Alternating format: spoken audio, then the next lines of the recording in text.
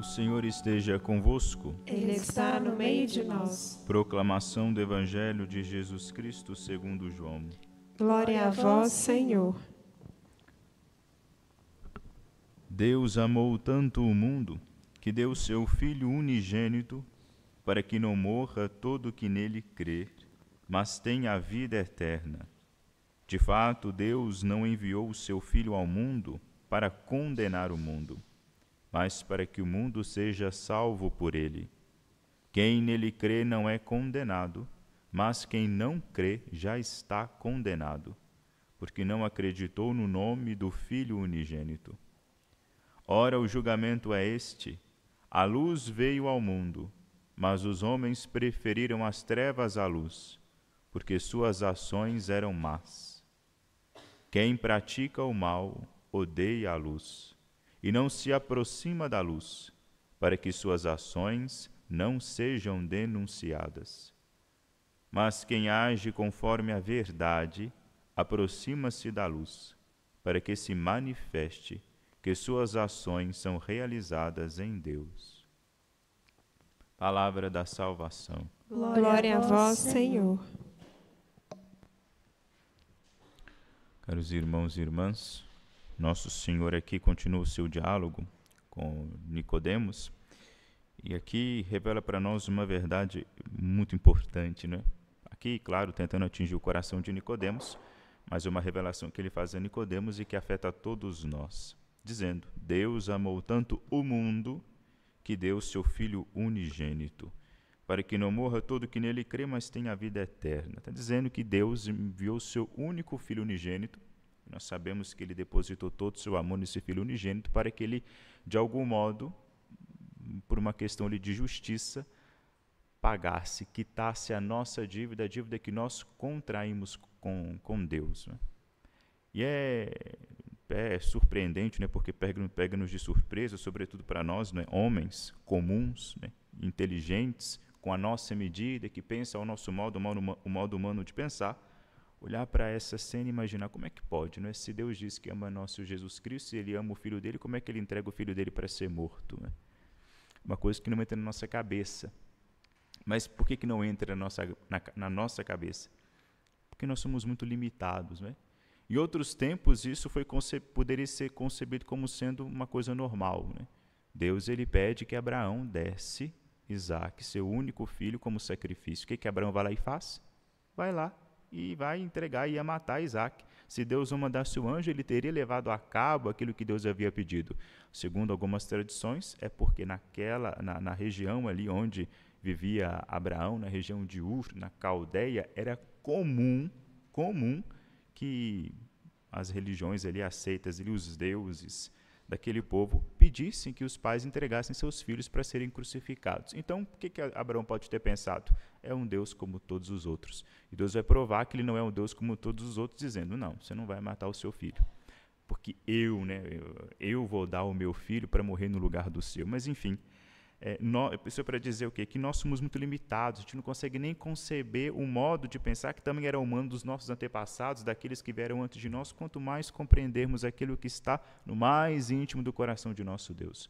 Os caminhos deles não são os nossos caminhos, o modo dele pensar e proceder não são os nossos, porque Deus ele é onisciente, ele vê todas as coisas, ele não contempla as partes das coisas pura e simplesmente como nós fazemos, né?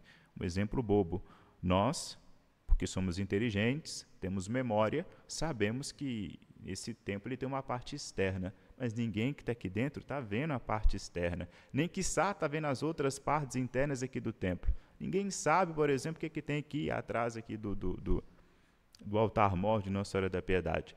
Mas pela memória a gente gravou uma fotografia que nós tiramos do exterior da igreja e quando entrar a gente consegue na nossa mente formar o todo ou parte do todo que é o Santuário Basílica Nossa Senhora da Piedade. Isso é uma coisa que todo mundo pode observar no seu dia a dia, na sua vida. Mas Deus ele contempla tudo ao mesmo tempo. tanto interno, quanto externo, quanto ontem, hoje, amanhã, ele contempla tudo. Portanto, as decisões que ele toma, a medida com a qual ele julga, é outra, que não cabe na nossa cabeça, que não cabe no nosso entendimento. E assim, quando a gente olha para o mistério da cruz, ali a nossa boca se cala, a ciência nossa ela se silencia. Por quê? Ali a gente se depara com algo que a gente consegue experimentar na nossa vida. É claro, eu sei que aquele homem morreu por mim, isso está dado, pronto, acabou. Mas tudo aquilo que significa, o motivo que ocasionou tudo isso, todo o esforço que foi empregado na crucifixão de Nosso Senhor, continua para nós como sendo um mistério. É um mistério que a gente não consegue resolver, mas é algo contra a qual nós não podemos contra-argumentar. Que contra-argumento tem para com a crucifixão de Cristo? Não tem conceito, não tem argumento, não tem construção lógica, não tem. O que tem ali é um fato, um homem pregado numa cruz, um homem que era inocente, um homem que morreu ali no meu lugar. Esse anúncio, né, é o que vai estar na boca dos apóstolos. Os apóstolos vão anunciar isso. Isso quer dizer que eles abarcaram todo o mistério da sabedoria de Deus? Não. Quando eles chegam lá no templo e vão dizer: nós operamos os milagres, porque eles operavam muitos milagres, os apóstolos, em nome de Jesus Cristo que vós crucificaste, jogando a culpa aqui nos judeus. Eles estão falando: vocês crucificaram Jesus. Os apóstolos estão imersos no mistério da cruz de Cristo, estão mergulhados nele, não o contrário, né? Eles não mergulharam em si o mistério da cruz de Cristo, não abarcaram a totalidade daquele mistério, não, mas eles ficaram tão impactados com aquilo, eles se perceberam vítimas do amor de Deus, que não resta nada mais para eles do que viver nisto. A crucifixão, o mistério do amor de Cristo, a ressurreição, tudo isso deixa de ser uma ideia e passa a se tornar o chão sobre o qual os apóstolos caminham. A partir da crucifixão de Cristo, a partir do momento que esse mistério é infundido neles por meio do Espírito Santo, que esse mistério começa a iluminá-los, que eles começam a enxergar a vida a partir do mistério da cruz de Cristo, é quase que um caminho sem volta, porque eles se deixaram seduzir. Então a música bonita, né? Seduziste-me, Senhor, e eu me deixei seduzir. Tua força é maior do que eu.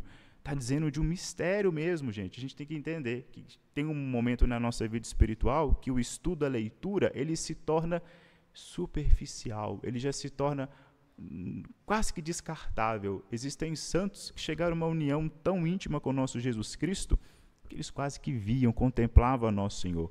São Tomás de Aquino é um exemplo tremendo disso que eu estou dizendo.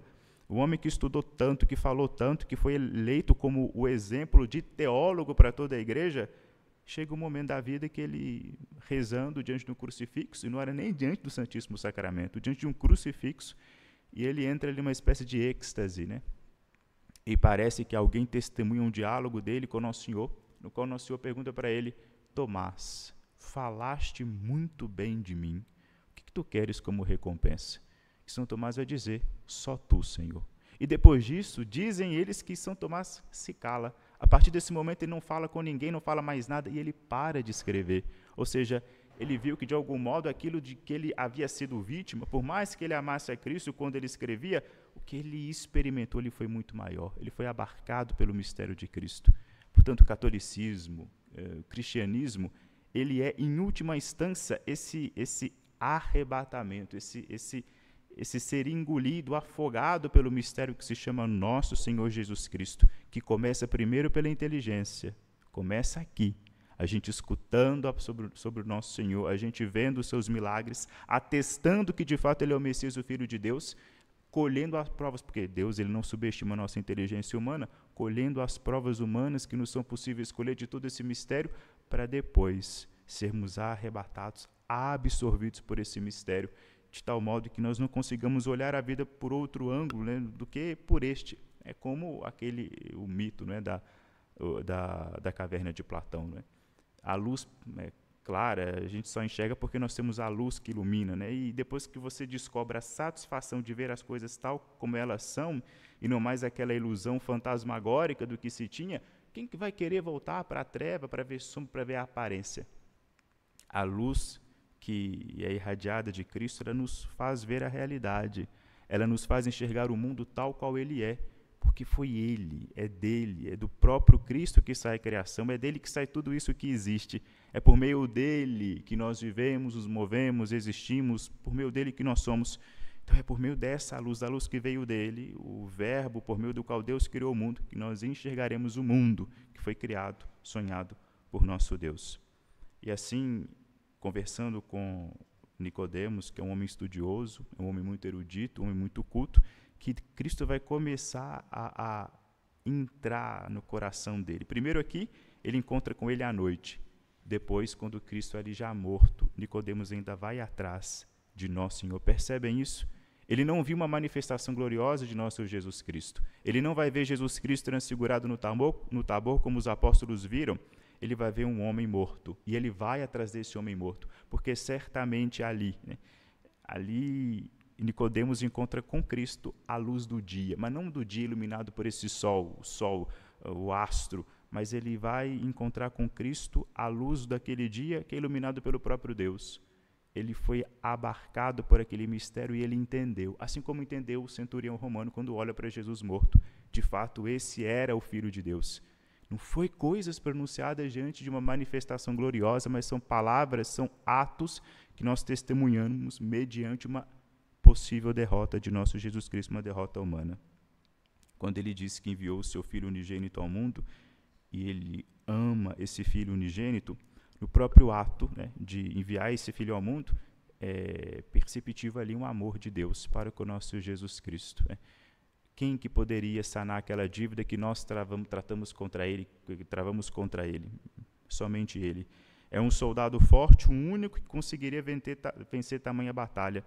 Deus ele elege seu Filho único, porque reconhecia no seu Filho único toda a capacidade que precisava numa pessoa para levar a cabo essa missão, a missão de salvar toda a humanidade. E o que era? O que Deus procurava numa pessoa? O que Deus precisava para que alguém pudesse levar essa missão a cabo? Um amor, um coração generoso, um coração totalmente desprendido de si, que pudesse amar uma missão que lhe fosse dada, por mais que essa missão lhe custasse. Cristo, ele obedece ao Pai, é obediente em tudo ao Pai, porque amava ao Pai e amava a nós, que fomos feitos à imagem e semelhança dele. E onde é que está Cristo agora? Morto, pregado na cruz? Não. Onde é que ele está? Glorificado, ressuscitado, sentado à direita de Deus Pai Todo-Poderoso, onde nós rezamos. Aquilo que nós julgamos ter vencido Cristo, a morte, foi derrotada, a morte não existe mais. Aquilo que para os judeus é instrumento ignominioso, instrumento vergonhoso, que é a cruz, para nós agora é símbolo de glória, é símbolo de vitória, porque aquele símbolo, por meio da morte aparente de um homem, por meio da morte de um homem, nós sepultamos o mal, sepultamos a Satanás, sepultamos o poder das trevas e fizemos com que se irradiasse no mundo a luz, mas a luz de nosso Senhor Jesus Cristo. Glória ao Pai, ao Filho e ao Espírito Santo.